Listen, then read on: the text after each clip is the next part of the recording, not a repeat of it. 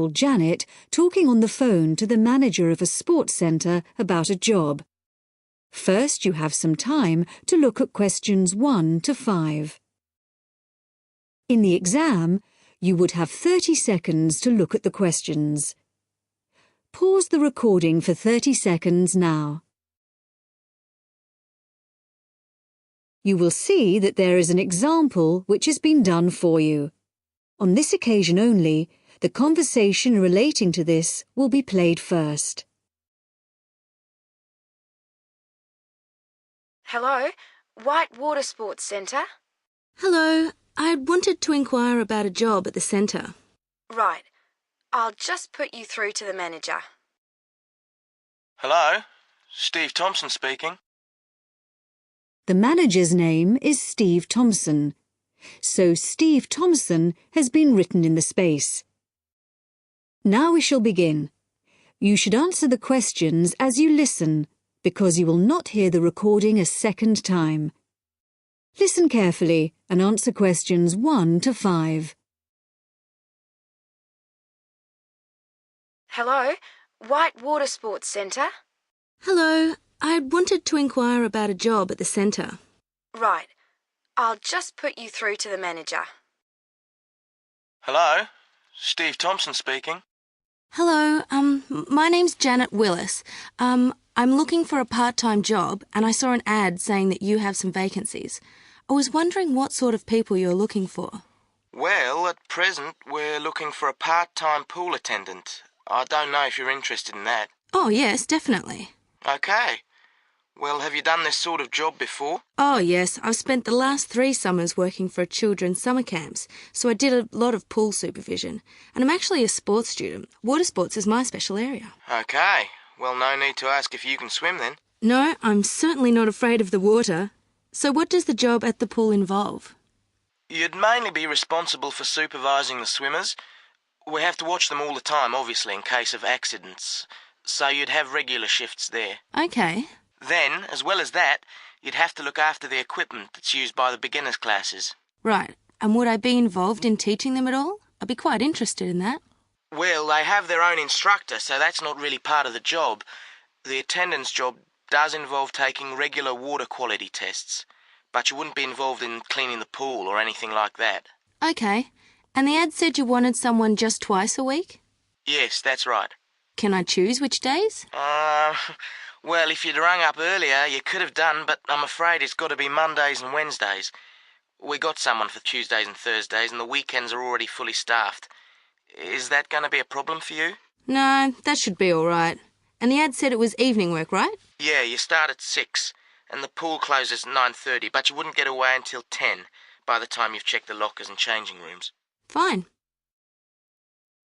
Before you hear the rest of the conversation, you have some time to look at questions 6 to 10. In the exam, you would have 20 seconds to look at the questions. Pause the recording for 20 seconds now. Now listen and answer questions 6 to 10. And how much do you pay? The basic hourly rate is $15, but it would go up to $19 for someone with the right qualifications. Well, I've got life-saving certificates and first aid qualifications. Oh, with that and your experience, you'd probably get the maximum rate then. Obviously, you'd have to come along for an interview if you're interested. Oh, it sounds just the job I'm looking for. Shall we fix a time for the interview now? Okay, it's Janet, isn't it? Yeah, Janet Willis. How about Friday morning, Janet? Around 11? Oh, sorry, I have lectures, but I could make the afternoon. 2 p.m? Fine. And can I just check on where you are? Is it Findon Avenue? No, it's 23 to 27 Farndon Avenue. That's Farndon. It's off Eastgate. East Gate. Fine. I'll look forward to meeting you then. Okay. So if you need to phone me before then, you can get through to me directly on 053 210. Is there anything I need to bring along to the interview? Well, you do need to fill in an application form. I'll put one in the post for you so you can fill that in and bring it along. You don't want me to post it back to you? No. Just remember to bring it along with you. What about references? Should I bring any? Nah, but do have your certificates with you when you come. We need to see those. Great. Thanks very much then. I'll see you on Friday. Bye. Bye.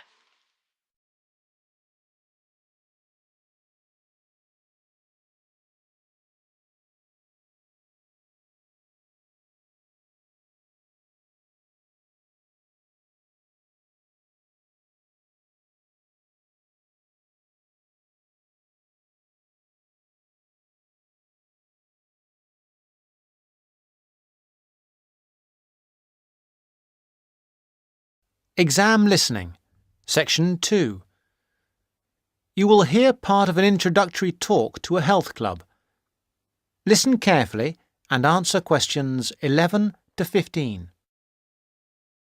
Good morning, everybody. I'd like to welcome you to Rose's Health Club, which is part of the nationwide Rose Group of health and fitness centres. Today, I hope to tell you everything about the Glenfield Centre and the facilities it offers. First, have a look at the map of the centre I have put up here.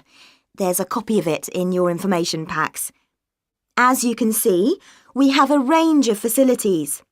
We are here at the meeting point, next to the reception desk. If you get lost, which is unlikely, make your way here. The main feature of the health club is, of course, the swimming pool. This is a 25-metre pool divided into 3 or 4 lanes. Access to the pool is normally through the changing rooms for obvious reasons. To get to these, bear left as you come through reception, and as you follow the corridor, they are the 2 doors immediately to your right.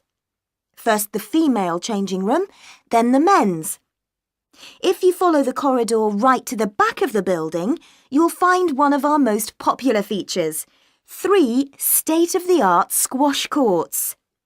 We keep them in very good condition, so if you're keen on that sport, I'm sure you'll appreciate the quality.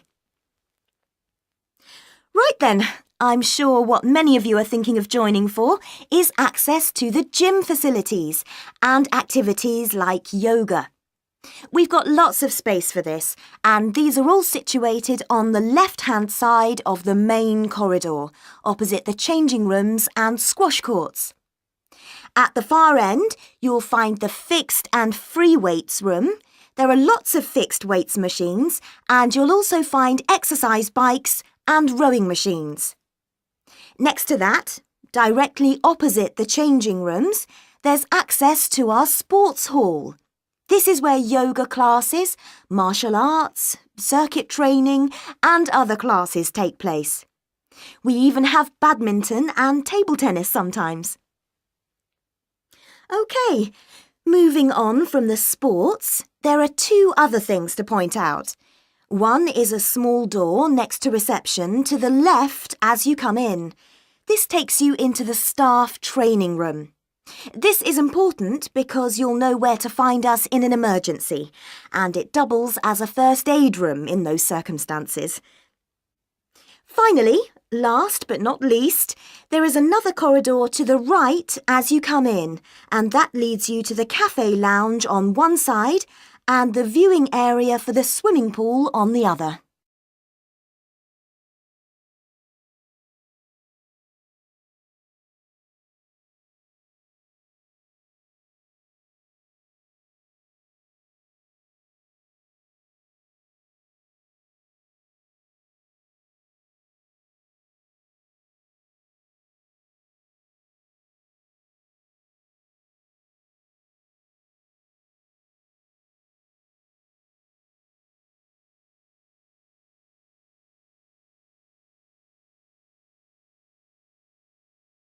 Exam Listening. Now answer questions 16 to 20. Now, we will go for a little tour in a moment, but first I'd like to tell you a little about the different kinds of club membership we have, so that you can be thinking about what you want as we go round. We first of all have the Anytime membership. Anytime is the complete go-as-you-please membership. This entitles you to full use of all the facilities during all opening hours. and we're open every day from 5 a.m. till midnight. This costs £850 per year, though there are some discounts which I will tell you about in a moment. Don't forget that the Rose Group is a nationwide group, and this membership also entitles you to the full use of the group's other 250 clubs around the country. The Free Time membership is an off-peak membership. This entitles you to use of the facilities between 10 a.m. in the morning and 3 p.m. in the afternoon. Also, you can use the facilities at any time at weekends. This costs £500. Note that you will still have access to a personal trainer under this membership scheme. Finally, a standard membership costs £400 and is a weekday membership really, especially suitable for retired people who can come during the week. There is also a children's membership scheme. Children can join this scheme if they are between 15 and 18 years old. Please note that children of less than 15 can't come to the club without an adult, and they can't take sessions on the sunbed. Not that young people usually want to use a sunbed anyway. The children's schemes are all half price, that is 50% for each child or young person in the scheme.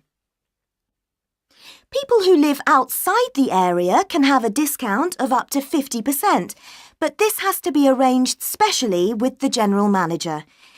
If that is of interest to any of you, let me know and I will fix up an appointment for you. Now, let's go on our tour.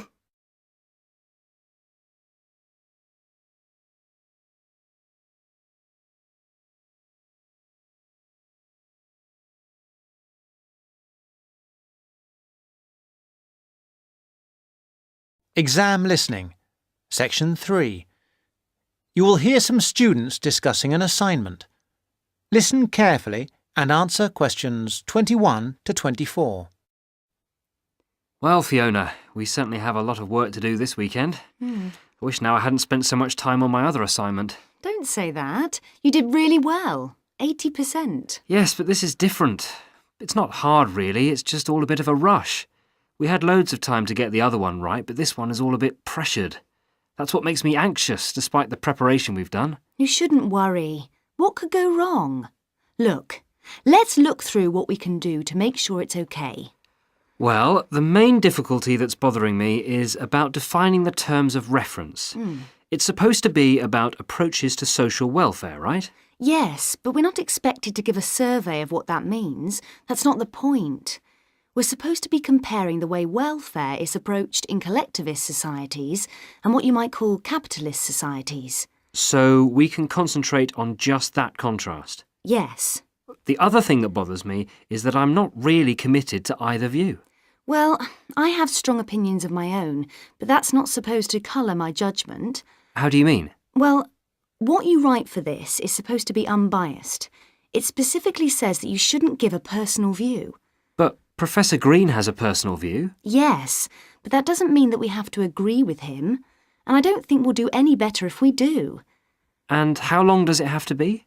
The maximum is 4,000 words. What? But that's the maximum.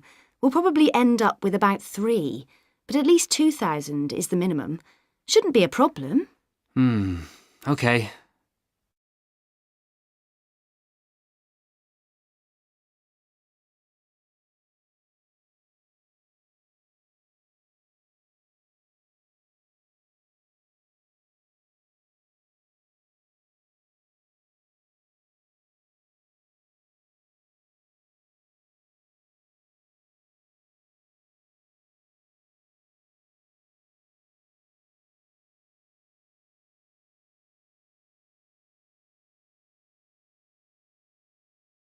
Exam listening. Now answer questions 25 to 30. Now, where can we get some information on all this? Well, we could ask Olive over there. Olive, you did this assignment last year, didn't you? Not this one exactly, but something similar. The most important thing is to get Professor Green's lectures on the welfare state. Is he good? Oh, very good. Didn't you know he was lecturing? No idea. Well, he is. He's at the Beckett Building on Tuesdays. I think he's starting this week, so you'll be able to get the series of 6. He deals with the underlying philosophy as well as the economics of it all. It's at 10 a.m. I'd go myself, except that I have too much to do. And what about reading? I've got the reading list here. As usual, it has far more titles and references than we can possibly read in the time. I haven't even got a reading list. Where did you get that from, Mike? I got it at the welcome lecture. Oh, I wish I'd gone to that now. What you need above all is his own book called Welfare Economics. All the department know it and follow his approach. Oh, right. Good idea. Perhaps we don't need to go to the lecture if we have his book. No, I really do advise you to go to his lectures as well. Well, what was the full title of his book?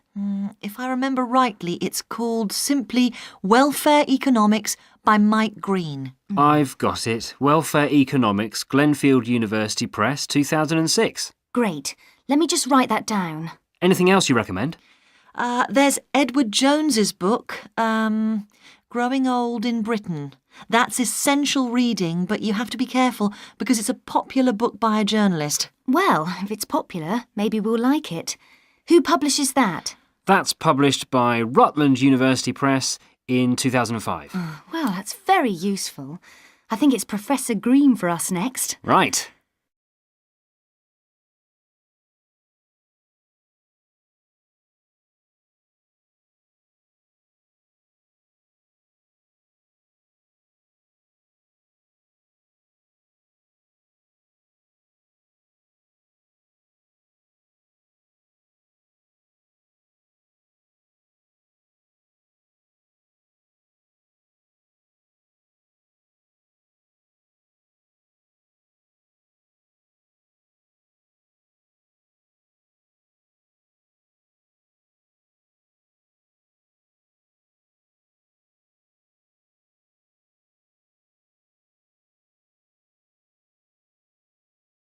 Exam Listening, Section 4. You will hear part of a lecture on wildlife. Listen carefully and answer questions 31 to 40. Thousands of exotic plants and animals have been introduced into the British Isles over thousands of years. These newcomers compete with native species for resources and can also cause major changes in the wildlife and in the habitats of our countryside. The problem is not just British, of course, but global, and it has been going on for centuries. One good example of this I'd like to mention today is the European starling. The starling to us in the UK is a fairly ordinary little bird, about 12 inches long. In flight, it appears to be black or grey with tiny white spots, so it's a very ordinary-looking, almost dirty-looking bird. It nests in trees and buildings and can be found in the country and in towns. It travels in large flocks, leaving the nests in the morning and returning in the early evening. It feeds on insects and fruit. Its native range includes the British Isles and Finland, but it is also found in most of Europe and parts of Asia and Africa. In the British Isles and Finland, however, it has suffered a huge decline, and in these countries there is an effort to conserve the species. It is a different story in some of the places where it has been introduced. For example, the population in the USA is estimated at 170 million birds. Also, they are becoming a big problem in Australia and New Zealand. Starlings, as I have said, nest in trees, and it has been found that they are more aggressive than native species, native that is to Australia and New Zealand, when they are looking for nesting places. They therefore compete with native species for nests, and also they drive those species away from nests. So, this nest-building activity causes harm to native species, but also they are a nuisance to humans. They gather in large flocks of thousands of birds and feed together on commercial crops. This causes great financial damage to farmers. And they also make a mess, both in the town and the countryside. There is also the problem that starlings may carry diseases which affect both humans and other animals, although this has not been really confirmed and we are waiting for more work to be done on this. The question arises, what are we to do about foreign species which not only do damage to native species but interfere with human activity? we have 3 approaches in theory, but usually it is not a free choice between them. Usually we have to do the best we can and that money will allow. The best approach, of course, is prevention, and many countries have passed legislation which attempts to limit or prevent the arrival of non-native species in their countries. In particular, there are many international regulations on how and where ships may pick up and deposit water, and this is a major contribution to preventing the accidental transport of fish and organisms by ship, since accidental transport by ship is a frequent cause of fish and other creatures going from place to place. Ports also have special areas where water can be deposited, and many of them have treatment facilities to kill any foreign species that may establish themselves in their waters.